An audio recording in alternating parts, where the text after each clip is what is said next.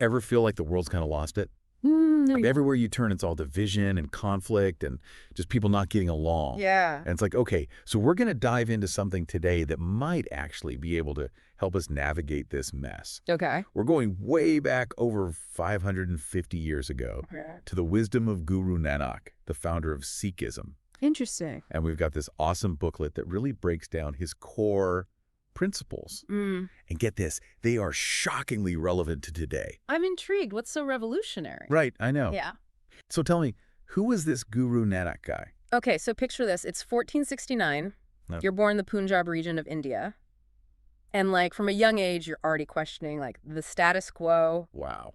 That was Guru Nanak. Really? Yeah, he saw all the inequality around him, the caste system, the religious dogma, and he just wasn't afraid to challenge it. That's amazing. He really saw the divine spark in everyone, no matter, like, their background, beliefs, anything. So he wasn't just, like, criticizing, right? He was offering a real alternative. Right, and that's where these teachings come in. Okay. And they're honestly, like, mind-blowing. Okay, I'm ready. Hit me. At the heart of it all is this idea of ik onkar, Okay. the belief in one God. One God. Think about it. If we all come from the same source, Yeah. if we're all interconnected, like all that other stuff, religion, caste, like all those divisions Right. start to seem kind of ridiculous. Right, like, wait a minute, we're all on the same team here. Exactly. Yeah. Yeah.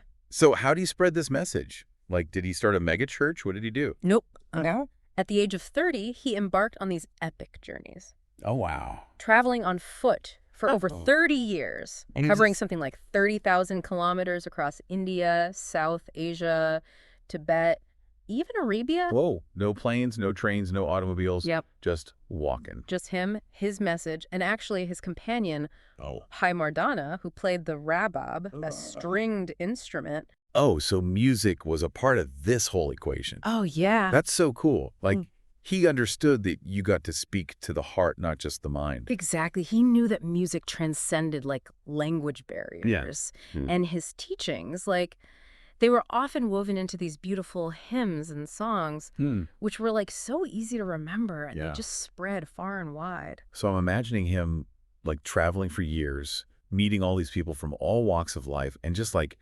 sharing this message of oneness through stories and songs. It must have been incredible. Oh, yeah, both for him and the people he was meeting. Did they welcome him with open arms, or was there pushback?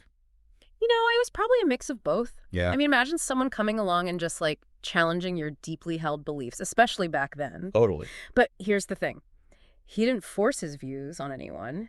He was all about dialogue. He listened. Okay. He sought common ground. So he wasn't trying to convert people to Sikhism. No, not at all. Oh. He was all about emphasizing the universal truths that are at the heart of, like, all spiritual traditions. Wow. He really saw that divine light in everyone, regardless of background, belief, anything. That's pretty radical, especially for that time. Yeah. It's like he was saying, hey, we can all learn from each other. We can all grow together. And that message feels really relevant now. Oh, for sure. So besides Einkar, what were some of the other, like, core principles that he taught? Okay, so there's this one that's really close to my heart. Okay. Humility. Humility. Now, we often think of humility as being, like, meek or passive. Yeah. But he saw it as a powerful force for change. Okay, that's interesting. So, like, think about it. When we let go of our egos, Yeah. when we stop trying to be the center of attention, something amazing happens. Why? We start to see the needs of others more clearly. We become less focused on me, myself, and I, and more attuned to the well-being of everyone around us. You're saying that humility makes us more compassionate. Oh, okay. It helps us connect with that, like, shared humanity that Guru Nanak was always talking about. Yeah. And there's this beautiful quote from the Guru Granth Sahib, the Sikh holy book. Yeah. It says, Nanak seeks the company of the lowest of the low class. Why should he try to compete with the great? Wow, that's powerful. It is, right? He's basically saying that true greatness lies in lifting others up, not putting yourself above them. Yeah. But did he actually live this way? Like, walk the walk? Oh, he definitely walked the walk. Really? There are so many stories that illustrate this. Okay, give me one. Okay, so, like, there was this time when a group of men were belittling women. Okay. And you know what he did? He didn't just lecture them. He asked this simple question. What's that? He said, what's greater than the ability to give life? He Wow. just like flipped the script, Yeah. making them realize like the incredible power and value that women possess. That's awesome. Yeah. So it wasn't just about words. It was about, like, taking action, challenging those attitudes head on. Exactly. Makes you wonder if we could all use a little more of that radical humility today. Yeah, absolutely. Yeah. It's about recognizing we're all interconnected. Yeah. We all have something to offer. Hmm. And that true fulfillment comes from serving others. Not just ourselves. Right? Okay, so we got oneness, we got humility. Yeah. Two pretty powerful concepts. Right. What else did he emphasize? Okay, so this one might seem obvious, Okay. but it's often overlooked. Okay, I'm listening. Compassion. Compassion. And for him, compassion wasn't just a feeling. Hmm. It was a call to action. Okay, so how did he, like, translate compassion into action? Give me an example. Okay, so there's this famous story about Sacha Sauda, Satyasthata. which means the true trade. Okay. So his father gave him some money to start a business, Go ahead. expecting him to make a profit. Right. Right. But you know what he did? What? He used the money to feed the hungry. What? Yeah, he showed that true profit, true wealth, Hmm. lies in acts of kindness and generosity. Wow, that's a serious mic drop moment. Right. It's like he was saying, forget material gain. The real treasure is compassion. Yeah, and this wasn't just a one-time thing. Okay. Compassion was woven into, like, everything he taught. Right. There's this other powerful quote from Yeah. the Guru Granth Sahib Okay. that says, "No one is my enemy and no one is a stranger. I get along with everyone." Oh, wow. Powerful, right? That's a challenge if I've ever heard one. It is. To see the humanity in everyone, even those we disagree with, Mm. even those who might have wronged us, Yeah, with a whole other level of compassion. it is. But he believed that this radical inclusiveness Mm-hmm. was essential for creating a more just and harmonious world. And don't we need that now more than ever? Oh, absolutely. Yeah, we're so quick to judge, to demonize, to otherize anyone who's different. It's true. It's like we've forgotten that we're all in this together. Yeah, and that brings us to another core principle Okay. that he emphasized. Right. Universality. Universality. He believed that spiritual truths weren't confined to one religion or one culture. Yeah. They were universal, Okay. applicable to all of humanity. So he wasn't just talking about tolerance. Nope.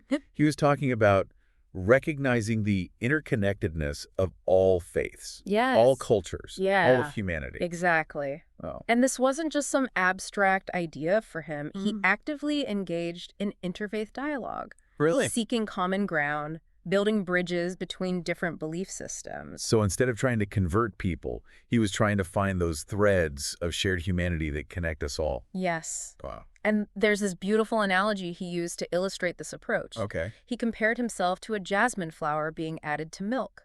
Oh. So the jasmine adds its fragrance to the milk without displacing it, Right. without changing its essence. I love that. Beautiful, right.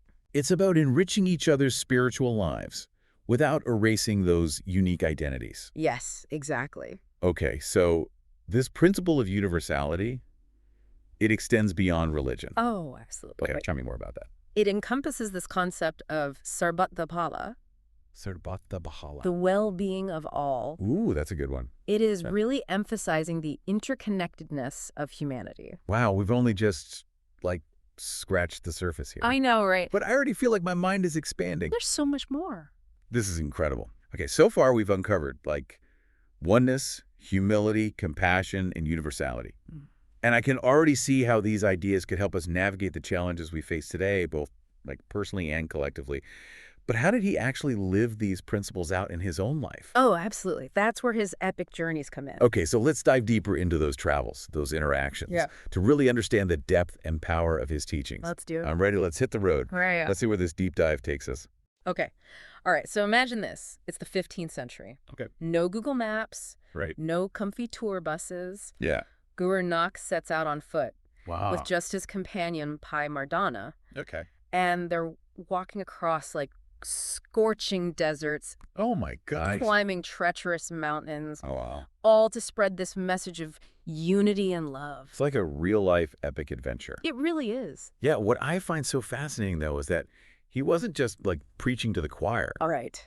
Right, he was actively seeking out people from different backgrounds, different beliefs, different walks of life. Exactly. He wasn't about staying in his comfort zone. Mm. He went to Hindu temples, Muslim mosques, Jain shrines. Wow. He even traveled as far as Mecca and Baghdad. That's incredible. Engaging with people from all walks of life, just planting these seeds of unity and understanding everywhere he went. I bet those conversations were pretty intense. I'm sure, yeah. I mean, here he is challenging deeply ingrained beliefs and social norms. Oh, yeah. Was everyone receptive to his message? You know, human nature being what it is, I'm sure he faced his fair share of resistance and skepticism. Right. But what's amazing is how he navigated those differences. Okay. He didn't force his views on anyone. Yeah. He listened, he engaged in respectful dialogue, Mm-hmm. and he really used storytelling and music to create this bridge between hearts. Ryan, he wasn't traveling alone, right? Did Yeah. he have Pai Mardana playing the rebab alongside him? Yes, Pai Mardana, his faithful companion, was a master of the rebab. Right. And music was like this secret weapon, breaking down those language barriers and just creating this instant connection with people. Yeah. So imagine them sitting around a campfire, sharing stories and songs, just like weaving together this tapestry of shared humanity. Oh, that's such a beautiful image. It is. It's like they were creating these little pockets of unity, these moments of connection that transcended all those differences that usually divide us. Yeah. And speaking of unity, I remember this core principle, Ukankar, the belief in one God. Yes. How did his travels actually embody that idea? Well, his journeys were like a living, breathing testament to Ukankar. You know, by embracing diversity, by seeking out those who were different, he was demonstrating that oneness wasn't about erasing our differences, but about recognizing the underlying unity that connects us all. That's so powerful. It is. It's like he was walking the walk, showing that true unity comes from embracing our differences, not trying to force everyone into the same mold. Exactly. It reminds me of that quote, with the jasmine flower and milk. It adds its fragrance without changing the essence of the milk. Exactly. He wasn't trying to create this homogenous society where everyone believes the same things.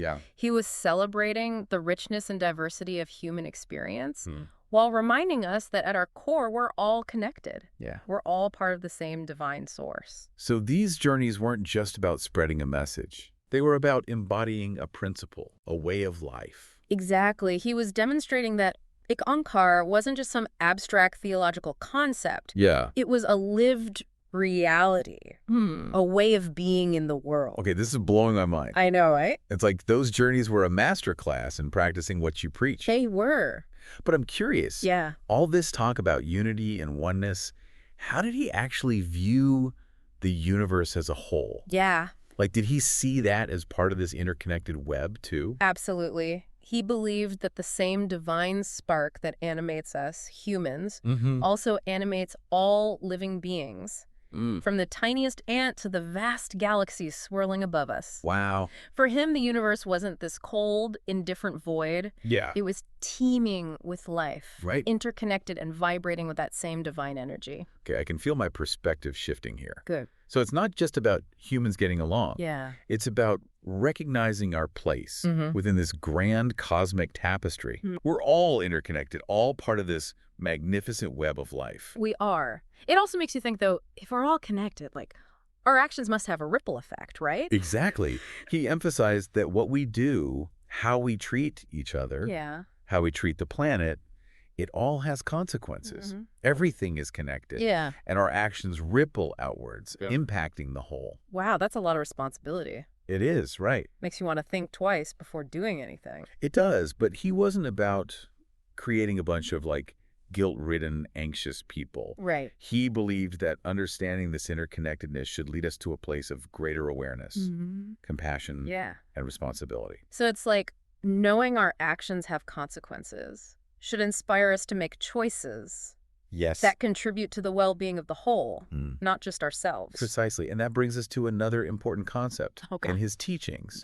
Hukam. Which means like divine order or will. Okay, break it down for me. Okay, so he believed that there's this divine intelligence, this cosmic order that governs the universe. So everything that happens, from the grand movements of the planets to the smallest events in our lives, it's all part of this unfolding. So, like, there's a deeper purpose behind everything. Even the stuff we don't understand. The stuff that seems bad. Yeah, and this understanding can be both comforting and challenging. Hmm. Comforting because it reminds us that we're not alone, that there's a greater force guiding everything, Mm-hmm. but challenging because it asks us to surrender to the unknown, Right. to trust that even when things seem difficult or chaotic, Yeah. there's a deeper order at play. That's a tough one. It is. Especially in a world where we're constantly trying to control everything. We are, but there's a certain freedom in letting go, Right. in accepting that we're not the puppet masters of the universe. Right. You got it. And he believed that true freedom lies not in controlling the external world, but in aligning ourselves with this divine order, with hukum. So it's not about passively accepting whatever life throws at us. Right. It's about actively aligning ourselves with this higher purpose. You're catching on. Okay, good. It's about recognizing that we're part of something much bigger than ourselves and acting in a way that's in harmony with that greater good. Okay, that makes sense. Yeah. But how do we actually do that? Like, how do we know what hukum wants from us? Well, for him, it starts with living an ethical and honest life. Okay. He emphasized Kirat Karni, which means to engage in honest labor. Okay. To earn a living through hard work and righteous means. So it's not just about meditating on a mountaintop. Right. It's about bringing that spirituality into the practical realm of our daily lives. You nailed it. Okay, good. It's about living with integrity, treating others fair, and using our skills and talents to contribute to the world in a positive way. That's a great reminder, especially in today's world. It is. It can feel like everyone's just trying to cut corners. Oh, yeah. Or get ahead at any cost. For sure. But what about helping others? Where does that fit into this whole hukum thing? That's where Vanchakna comes in. Okay, Vanchakna. Another key principle. Right. It means sharing what we have with those in need. Okay. And it's not just about charity. It's about recognizing the interconnectedness of all beings and understanding that our resources are meant to be shared, not hoarded. Right, like we're all in the same boat. We are. We need to look out for each other and make sure everyone has what they need to thrive. Exactly. You know, this reminds me of the langar, the communal kitchen. Oh, yes, the langar. Tell me more about that. The langar is such a beautiful expression of this principle. Yeah. It's a communal kitchen where everyone, regardless of background, social status, beliefs, anything, is welcome to share a meal. I love that. Yeah. No judgment, Nope. no barriers. No. Just people coming together to share a meal. Yeah. To connect on a human level. Exactly. It's like this mini version of that world unity he was striving for. Right. And it goes beyond just feeding people's physical hunger. Yeah.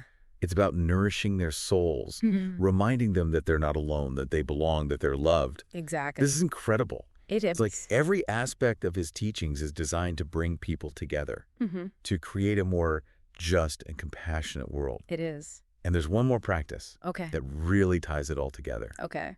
Nam Japna. Nam Japna. What's that all about? It means meditating on the divine name. Okay. He believed that by connecting with the divine through this practice, we purify our minds and hearts. Yeah. Which then guides our actions towards righteousness and compassion. So it's like an inner transformation that leads to an outward expression. Exactly. Nam Japna helps us to detach from those ego-driven desires and align ourselves with that divine order, with hukum. It's about cultivating that inner peace and clarity that allows us to act from a place of love and wisdom.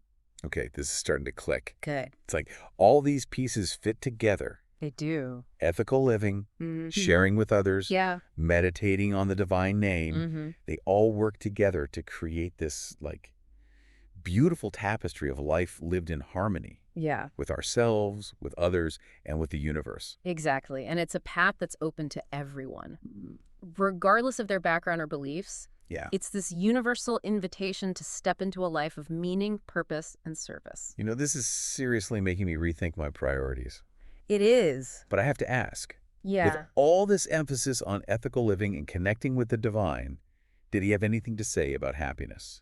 That's a great question. Yeah. And it's one that we'll explore as we dive into the final part of our deep dive. We'll uncover his perspective on happiness, fulfillment, and how to live a truly meaningful life amidst all the challenges we face. All right, I'm hooked. Let's dive into the final part and see what other gems of wisdom we can uncover. Let's do it. Okay, so we've been on this incredible journey, Yeah. exploring Guru Nanak's life, his travels, his revolutionary teachings. Isn't it amazing? I talked about oneness, humility, compassion, ethical living, sharing with others, even aligning ourselves with that divine order, hukum. Right. But there's this one question that keeps popping up in my mind. Okay, what is it?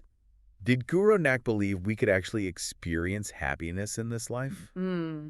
Or was it all about striving for something beyond? Yeah, that's a question that's probably crossed all of our minds at some point. Like, Right. what's the point of all this spiritual stuff Yeah. if it doesn't actually lead to a happier, more fulfilling life? Exactly. Sometimes it feels like spirituality is all about denying ourselves, being serious and somber all the time. Right. But Guru Nanak's teachings seem to offer a different perspective. Oh, absolutely. He wasn't about denying the world or suppressing our emotions. Okay. He saw joy as an integral part of the human experience, a reflection of that divine spark within us. So he wasn't a total killjoy. No, not at all. He actually encouraged people to embrace joy. Exactly. He saw it as like a natural outcome of living in alignment with those core principles we've been talking about. Right, okay. So when we embrace oneness, when we practice humility and compassion, Yeah, right. when we live ethically and connect with the divine, that's when true happiness starts to blossom. It makes sense. It's like when you're living in alignment with your values, when Yeah. you're contributing to something bigger than yourself. There's this like deep sense of satisfaction and joy that just comes from that. Exactly. And there's this beautiful word in Sikhism Okay. that captures this concept, What is it? Chardikala, Chardikala. which translates to ever-rising spirits. I love that. It's about cultivating a state of optimism, resilience, and joy, even in the face of challenges. Chardikala, it's like a superpower. It is. This ability to like bounce back from adversity and keep your spirits high no matter what life throws at you. Right. But how do you actually cultivate that? Yeah. Is it just about positive thinking? Well, positive thinking can definitely help. Right. But for Guru Nanak, it went deeper than that. He Okay. believed that Chardikala was a natural byproduct of connecting with the divine, Okay. of immersing ourselves in those practices that nourish the soul. So it's about going beyond those like surface level fixes Yeah. and tapping into a deeper source of joy. Exactly. And remember Nam Japna. Yes, meditating on the divine name. Yes, he taught that this practice was essential for cultivating Chardikala Oh, by connecting with the divine. yeah. We tap into this like endless wellspring of peace, joy, and resilience. Like we're plugging into a cosmic power source, Right. recharging our inner batteries, Yeah. and just filling ourselves up with that radiant joy. Exactly. But let's be real. yeah, Life isn't always sunshine and rainbows. that's true. We all Yeah. face challenges, setbacks, even tragedies. We do. How did Guru Nanak suggest we navigate those difficult times? Well, he didn't sugarcoat things. Right. He acknowledged the reality of suffering, Yeah. the pain that's woven into the fabric of like human existence. Mhm. But he also believed that even in those dark moments, Yeah. we can choose to turn towards the light, Okay. to lean into those practices that offer solace and support. So it's not about pretending everything's okay. Right. It's about finding strength and resilience in the midst of those challenges. Yeah, exactly. Did he give any specific advice on how to do that? He emphasized the importance of community, Okay. of leaning on each other for support during those tough times. Mm-hmm. Remember Ven Shakna, sharing with others. Yes. That principle extends beyond material resources. Right. It's about sharing our burdens, offering a listening ear, providing comfort and support to those who are struggling. It's like that saying, a burden shared is a burden halved. Exactly. We don't have to go through tough times alone. We don't. We can lean on each other, draw strength from our communities, Yeah. and find that sense of Chardikala together. We can. But what about those really big challenges? Yeah. The ones that seem impossible to overcome? Mm. Did he believe we had the power to actually change things? Yeah. Or was it all about acceptance? He believed in both. Okay. He taught that we should accept what we cannot change, but also that we have a responsibility to act, Right. to work towards creating a more just and compassionate world. So it's like this balance between acceptance and action. Yeah. Accepting what is, Mhm. but also striving to make things better. Exactly. And remember that idea of hukam, the divine order. Yes. He believed that by aligning ourselves with hukam, Mm-hmm. we tap into a power that's greater than ourselves. Yeah.